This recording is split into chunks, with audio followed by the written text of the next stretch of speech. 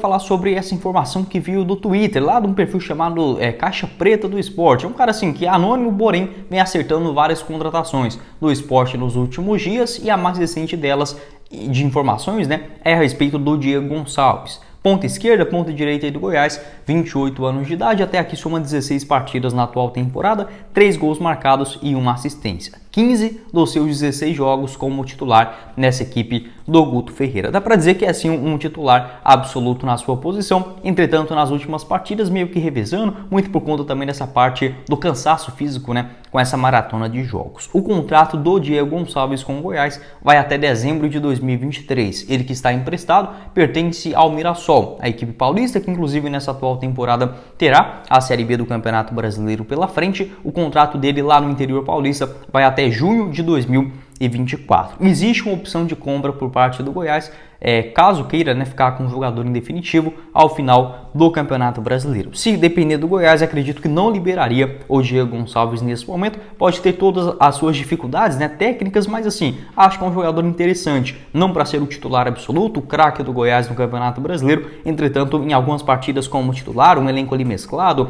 entrando no segundo tempo, acho que pode ajudar também. E outro ponto que a gente tem que atentar, que a janela de transferências aqui no futebol brasileiro já está muito próxima do fim. Se encerra até no dia 20 de abril. Então o Goiás teria menos de 2 semanas. Caso não quisesse, por exemplo, contar mais com o Diego Gonçalves, uma eventual liberação do ponto esquerda, até procurar um outro jogador que já tem uma relativa experiência no futebol brasileiro, é sim uma tarefa muito difícil. Então não acredito muito nessa história do Diego Gonçalves deixar o Goiás nesse momento. Talvez na metade do ano, caso ele mude, né, esse cenário de não ser tão aproveitado pelo técnico Guto Ferreira, aí sim uma eventual rescisão de empréstimo com o Mirassol e repassando ele para outro clube do futebol brasileiro ou do futebol do exterior, aí sim pode ser algo possível. Porém, nesse momento, pode não ser uma unanimidade entre a torcida, porém acredito que se todo mundo perguntasse para sair o Diego Gonçalves e não chegar nenhum jogador até o início do Campeonato Brasileiro, eu acho 1000 vezes, né, melhor continuar com ele aí, vai que recupera o seu futebol, consegue fazer algumas partidas mais constantes, né, como de fato vem jogando um pouco melhor desde o jogo contra o Anápolis, né, onde ele conseguiu marcar um gol